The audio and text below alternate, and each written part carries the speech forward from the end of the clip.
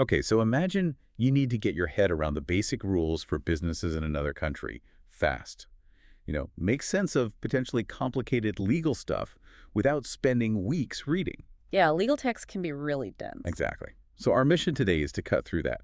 We're going to pull out the absolute must-knows from a specific piece of legislation. Think of it as a shortcut to being well-informed. And today, we're diving into the Bahrain Commercial Companies Law. Specifically, we're working from excerpts of the main law, Legislative Decree number 21 of 2001, and importantly, the amendments made up to 2018. Right. We're not just, reading it. We're unpacking it, looking for the practical takeaways. So Yeah. let's start right at the beginning. What does this law actually say a company is? Well, Article 1 gives us the classic definition. It's fundamentally a contract between two or more people. Okay. And they're agreeing to undertake some kind of economic venture, aiming for profit. They pool resources, could be money, could be work, and they agree to share the outcomes, the profits and the losses. Standard stuff mostly. Contract, shared goal, contributions, sharing profits and losses. But Article 1 has a little twist, doesn't it? It does, yeah. It starts with two or more, but then right away it says, notwithstanding that, the law actually allows a company to just have a single person, as long as it follows the rules for that kind of setup, of course. A single-person company, built right into the basic definition. Yeah, That's pretty significant for solo ventures or subsidiaries, I guess. definitely. So, okay, you decide to form this venture. You can't just make up your own structure, right? Article 2 is pretty specific about the available options. So, absolutely. It gives you a closed list, an exhaustive list, of the forms a commercial company must take in Bahrain. There are 7 options. 7 specific types. What are they? You've got general partnership, limited partnership, association in participation, which is basically like a joint venture, then shareholding company, limited partnership by shares, the very common limited liability company, and finally, a holding company. That's the menu. And what if someone tries to operate like a company but doesn't fit into one of those 7 boxes? What's the downside? Well, Article 2 is really clear and quite harsh. The company is just considered null and void. Legally, it doesn't exist in the proper form. Null and void, okay. And here's the kicker. The individuals involved, the people who acted for this supposed company, they become personally and jointly liable to third parties for any obligations that were created. Ouch. Personal and joint liability. That means your own assets could be at risk. So choosing the right form isn't just paperwork, it's fundamental liability protection. Absolutely critical. So where does this law apply, geographically speaking? Article 4 covers that. It applies to all commercial companies established in Bahrain or headquartered there. Simple as that. And if it's established there, does it get Bahraini nationality? Yes, Article 4 says it's considered domiciled in Bahrain and has Bahraini nationality. But it makes a point of adding that this doesn't automatically mean the company gets rights that are reserved only for Bahraini citizens. Okay, nationality granted, but with a limit. Makes sense. Now, Article 3, it mentions civil companies. Right. Sometimes companies formed for non-commercial purposes, like professional associations, might choose one of those commercial structures from Article 2. If they do, Article 3 says they then become subject to all these commercial company rules too. Got it. And Article 5 sort of sums up how these initial general rules work together. Yeah, exactly. Article 5 clarifies that these general provisions we're discussing apply across the board to all company types. But it's crucial to remember that later parts of the law have very specific rules for each type, like LLCs or shareholding companies. Those specific rules apply in addition to these general ones. These are the foundations. Okay, foundational rules established. Let's talk about actually getting a company started, the formation process, the formalities. There's a preliminary step added later, Article 5 biz. Yes, that came in with the 2014 amendments. It lets you apply to the ministry, the competent Ministry for Commerce, to reserve your intended company name. Oh, like securing the name first. Exactly. You can reserve it for 30 days, and you can renew that twice for similar periods. There are fees and procedures set by the minister, but it lets you lock down your name while you sort out the other paperwork. Useful step. Okay, now the really core document, the Memorandum of Association, the MOA, Articles 6 and 7 are quite strict here. They are, and Article 6 is particularly important. It says that except for that joint venture type, the association and participation, the MOA, and any amendments must be in Arabic. And they must be legalized by a notary public. Arabic and notarized. What if you miss those steps? If you don't meet those requirements, the MOA is legally null and void. Null and void sounds serious. But there's a key point about how that affects outsiders, isn't there? Yes, this is really important protection for third parties. The company itself cannot use the fact that its own MOA is invalid, because it wasn't done right, as a defense against people it dealt with externally. So the company can't say, oops, our paperwork was wrong, so that contract doesn't count. Exactly. The invalidity mainly affects the partners among themselves and only really kicks in formally when one partner starts legal action to declare it invalid. And crucially, if someone signed contracts for the company before the MOA was properly formalized, that person is personally and jointly liable. So the law protects innocent outsiders dealing with the company, even if the founders messed up internally. That says something about the priorities here. It does. And Article 6 also notes that even if the MOA is void externally, the internal agreements within it still apply when it comes to things like liquidating the company and sorting out the partners' rights amongst themselves. Okay, internal logic holds. What about Article 7? That's about publication. Right. Again, excluding the joint venture, the managers or directors have a duty to publish the MOA and any amendments. If they don't, those documents aren't considered effective towards third parties. Not effective, meaning third parties aren't bound by them. Essentially, yes. Or if maybe they only failed to publish certain specific details that were required, then only those specific details aren't effective externally. And what if the managers just don't publish? What are the consequences for them? They become jointly liable personally for any damages suffered by the company, the partners, or third parties because of that failure to publish. It's a serious responsibility for management. Joint liability again. Huh? Okay, so you've got your MOA. It's hopefully in Arabic, notarized and published. When does the company actually become its own legal person? Article 8 gives us the answer. For most commercial companies, they get their separate legal personality, their juristic entity status, once they are officially registered with the commercial registry. Registration is the key moment. It is. And again, Article 8 highlights that the association and participation, the joint venture, is different. It doesn't need this registration step to exist, at least not in the same way it creates that separate legal personality for other types. That recurring exception for the joint venture is interesting. Maybe for less formal project-based things. Could be. It suggests a different purpose. Okay, let's shift to what partners actually put into the company, contributions and shares. Article 9 lists the types. Sure, a partner's contribution, their share, can be cash. It can be assets in kind or in specie, think, property, equipment, goods, or it can even be their work or services. What can it be? Article 9 is clear. It can't just be your influence or your financial standing. It needs to be more concrete than that. Gotcha. And what forms the actual capital of the company? This is a key distinction in Article 9. Only the cash and the in-kind contributions count towards the company's official capital.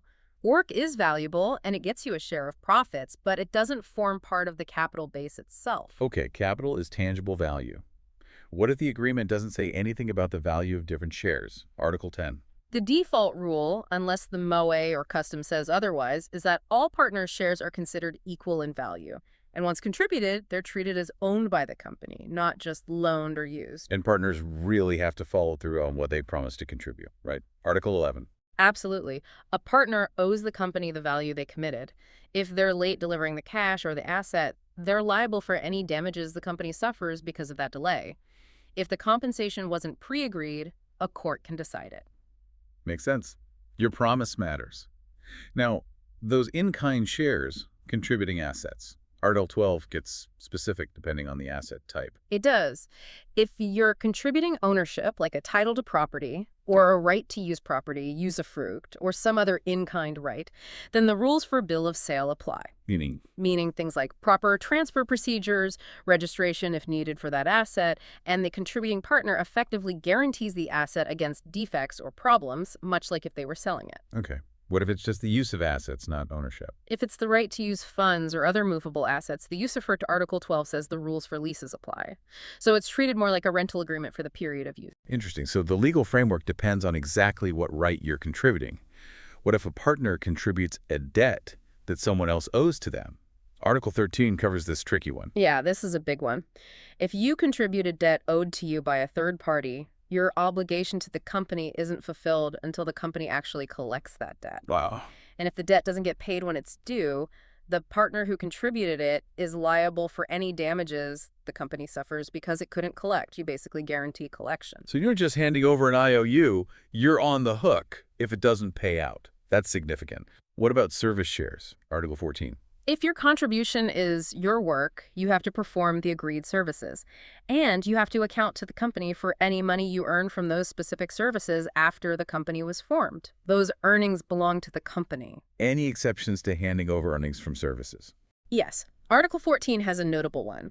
A partner contributing services doesn't automatically have to hand over their patent rights, even if the work relates to those patents, unless the agreement specifically says they must. Your pre-existing intellectual property is generally safe. That's vital for tech or expert partners. Okay, contributions are in. How are the results, profits, and losses shared? Article 15. If the MOA is silent, the default is simple. Profits and losses are shared pro rata, proportionally based on each partner's contribution to the capital. Based on capital contribution, what if the agreement mentions profit share, but not loss share? Article 15 says if only one is specified, profit share or loss share, that same percentage applies to both. You share the upside and the downside equally based on whatever ratio was mentioned. And the service partner, if their share isn't specified. They can request that their services be formally evaluated, and that evaluation is then used to determine their share in profits and losses, unless, there's a local custom that dictates otherwise. What if someone contributes both services and capital? Then Article 15 says they get two separate shares, one for their services and another based on their cash or in-kind capital contribution. Makes sense. Now, Article 16 talks about agreements that are just not allowed. Void agreements regarding profit and loss. That's right. Any clause saying one partner gets zero share of the profits. Void.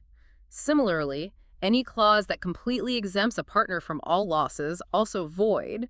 The law basically says you can't have a partner who takes no risk or gets no potential reward. Is there any way a partner can be exempted from losses? Just one very specific exception in Article 16. A partner who only contributes services can be exempted from losses by agreement, but only if they aren't getting any other fixed payment, like a salary or fee, for those services. So if they're only rewarded by profit share, they might be shielded from loss, but not if they get a fixed payment. Very narrow. Very narrow. Okay, Article 17. This is crucial for understanding the line between the partner's personal finances and the company's. What rights do a partner's personal creditors have? This is fundamental.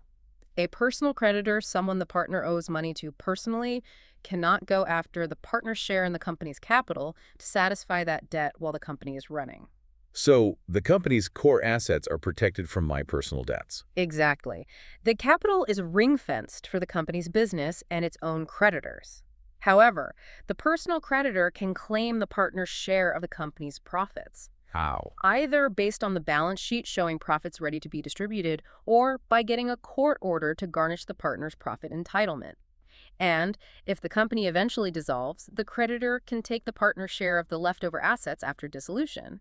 They can even move to garnish that potential future share before dissolution happens. So capital is protected during operation, but profits and the final payout are fair game for personal creditors. That's a key distinction. Absolutely key. Now let's get into a really significant liability provision, Article 18Ds.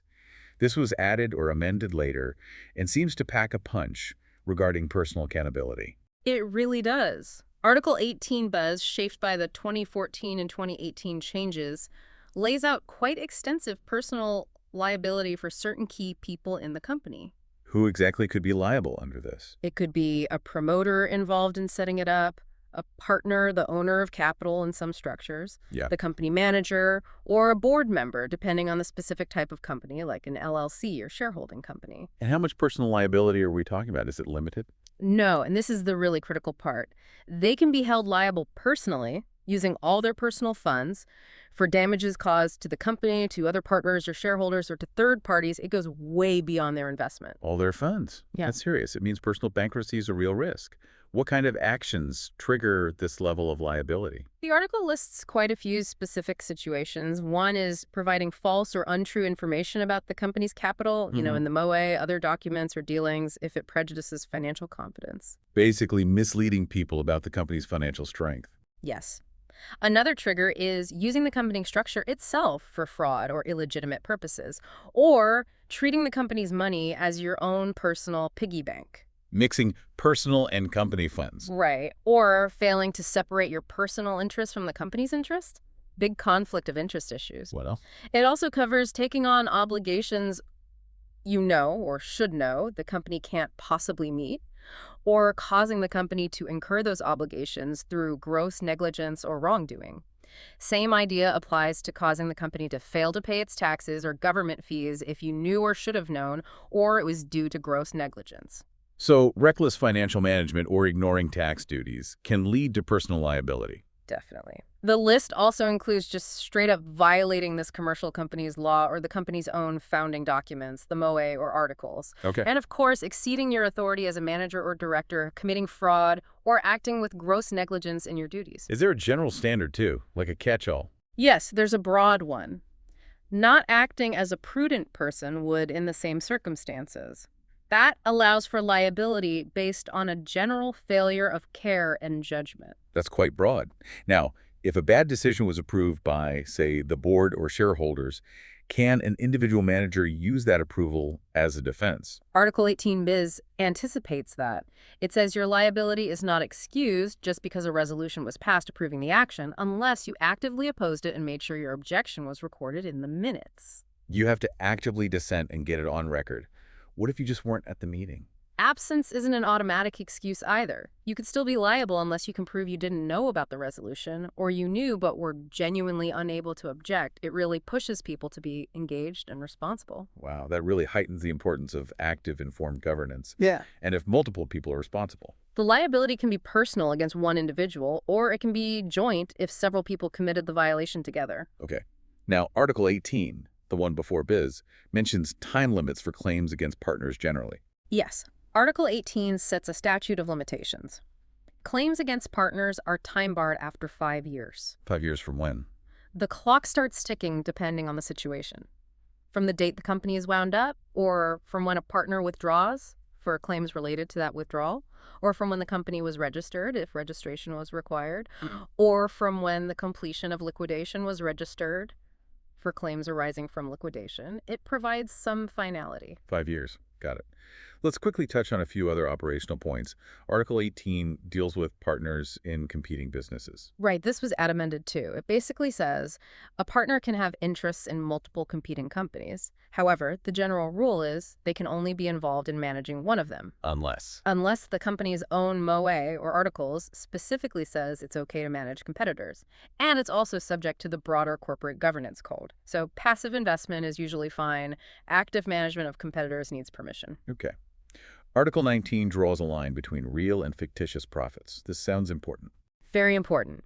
If fictitious profits based on incorrect accounting essentially are distributed, the company's creditors can actually demand that money back from the partners who received it. Even if the partners thought the profits were real at the time. Yes, even if they received them in good faith, the creditors can claw it back. But if the profits distributed were real, genuinely earned at the time, partners don't have to repay them later, even if the company subsequently makes losses. Big difference.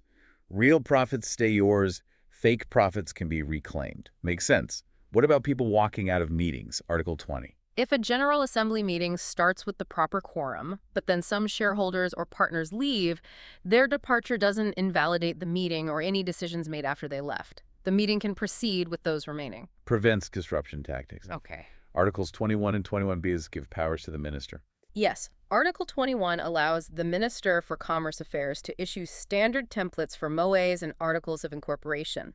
And Article 21 bis gives the minister power to set minimum capital requirements either generally or specifically for certain company types or even business sectors after consulting relevant bodies. So capital needs can be industry-specific. And how must required publications be made? Article 22. Dual publication. You have to publish in the official gazette and in at least one local newspaper following the minister's specifics. Both channels are needed. Got it. Article 23 addresses company continuity if partners leave after formation. Right. If the company was properly formed initially, it can continue operating with the remaining partners if one or more leave later. Their departure doesn't undo past obligations. Provides stability. And finally, Article 23 buys acknowledging technology. Yes, added in 2014. It explicitly allows company meetings to be held using electronic means like teleconferencing or video conferencing. Are there conditions? Oh, yes.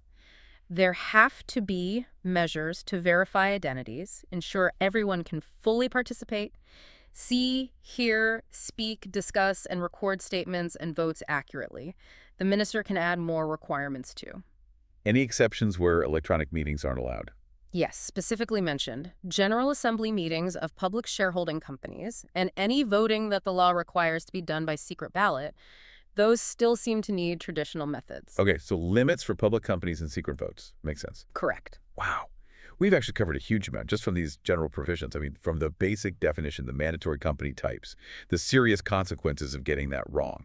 The strict rules on the Moe Arabic, notarized, published, and the liability for managers if they don't. Right. And that recurring exception for the joint venture type popping up. Then digging into contributions, cash, kind, services, what counts as capital, the risk with debt contributions. How profits and losses are split by default, those void agreements, the specific rules for service partners. And then that major deep dive into Article 18 biz. The huge personal liability risks for managers, directors, partners. Contrasted with the protection Article 17 gives capital from personal creditors. Don't forget the operational bits too, competing interests, the fictitious versus real profit distinction, meeting validity, ministerial powers, electronic meetings. It's a lot, but understanding these foundational articles really gives you the bedrock, doesn't it? Okay. The core principles, the essential steps, the pitfalls, the lines between the company and the individuals. Absolutely. It's the essential legal skeleton you need before you even think about the specifics of, say, an LLC versus a shareholding company under Bahraini law. Definitely. And thinking about it all, that Article 18b is really stands out. The sheer scope of personal liability, all their funds, for things like not acting as a prudent person or mixing funds or even negligence leading to unpaid taxes. It's not just a slap on the wrist. It fundamentally shapes the environment for anyone running a company there. It puts immense pressure on diligence, on proper governance, on really understanding and following the rules.